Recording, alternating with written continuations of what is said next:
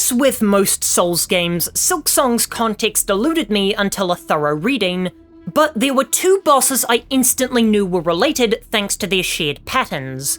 Widow's boss encounter established a narrative and mechanical blueprint that Grandmother Silk later expanded into her full boss fight, creating a layer of foreshadowing that trains you for this climactic confrontation. Our first parallel is the deliberate two-phase structure that features an intermission in the form of a fake-out death. But where a normal fake-out would give you a moment to catch your breath, these feints are so brief that the only effect it achieves is breaking your strict concentration, before they launch their second assault with a far more chaotic rhythm.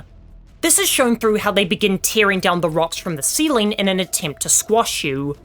Both of these fights take place at the boss's lair, meaning that the arenas have some personal significance to them, yet this Weaver has irked them to the point that sentimentality means a little when retribution is so close.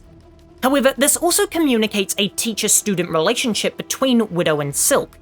As Grandmother Silk has a fondness for vertical attacks, as she summons blades to drop on the arena, Widow has tried to imitate this strategy, pulling the bells surrounding her down to fell Hornet from above. However, she's only able to do this because of her location above Bellheart, meaning she lacks the power to achieve this on her own and has to settle for an imitation.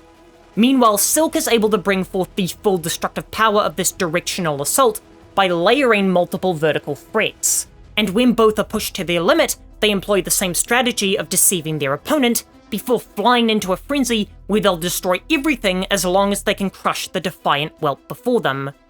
Yet both bosses also have attacks from the inverse direction with almost identical tells.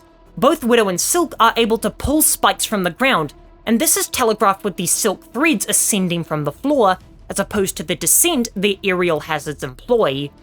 The mechanical purpose of these attacks is identical between both bosses, an area denial that forces you into a more vulnerable aerial position where you have less movement control and are an easier target. And since they both combine aerial projectiles in the forms of bells and scissors, neither has trouble following up on these denials. Yet another tactic Widow has taken from her mentor.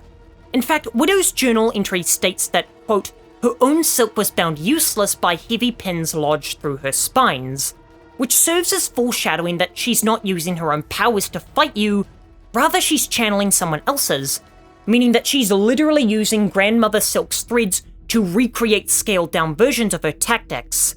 For more Silksong essays, here's one about the new boss AI.